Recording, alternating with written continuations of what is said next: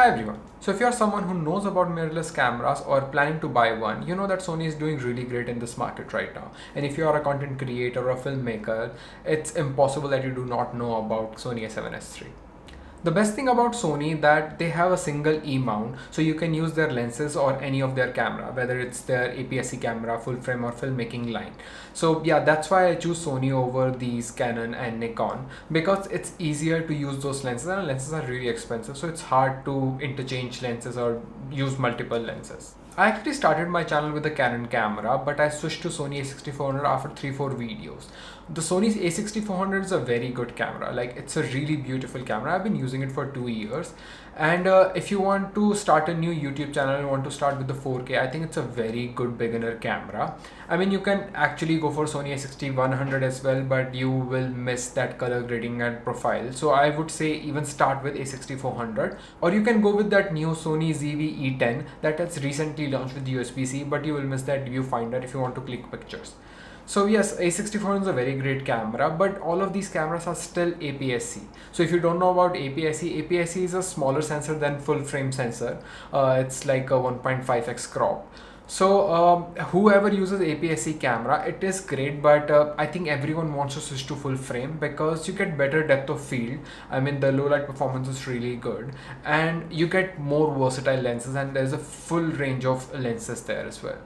So I've been really happy with Sony a6400, and I was using that Sigma 16mm 1.4. So 1.4 is the aperture, f1.4, and if you're using phone and if you don't know anything about cameras, the lower the aperture is, the more light it can come in and you can feel more bokeh. But the problem with APS-C that you have to multiply the crop factor. So f1.4 is actually f2 in full frame camera, and if it's f2.8, it's going to be equivalent to f4 or above in full frame camera. So if you buy APS-C f1.4, it's not going to give you exactly same look as the full frame 1.4.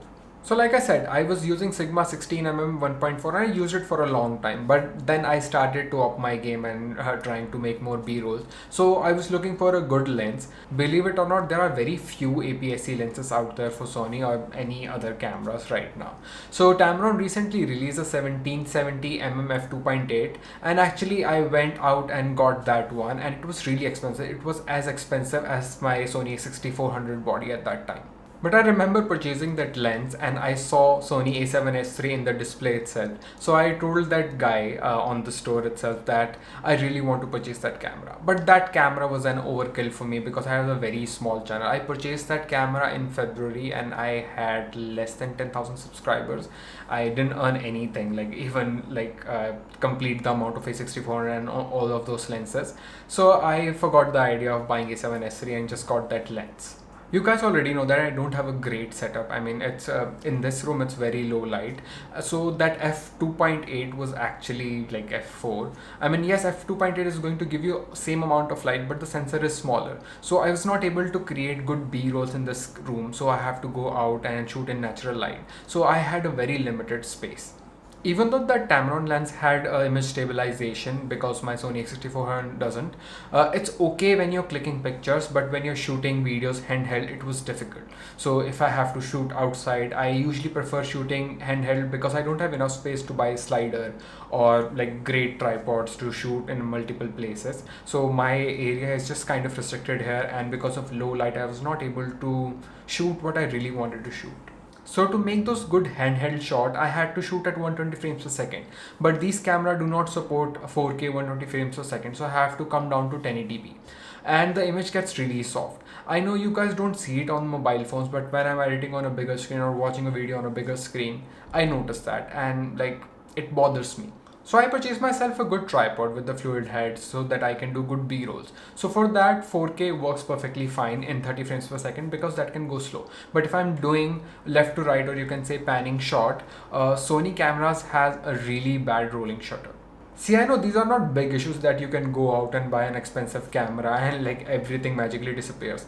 But the thing is, like I work alone, I have to write script, I have to video shoot, I mean I have to edit as well. I need to set up these light and remove them. And if in the end the shot doesn't turn out the way I want to, it just frustrates me.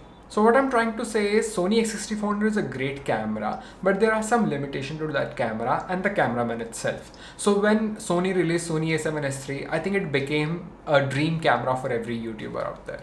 So this camera has everything that a videographer needed. So you can get 4K 120 with no record limit. You can get 10-bit recording. The color science is also great. The picture quality comes out of this camera is really good.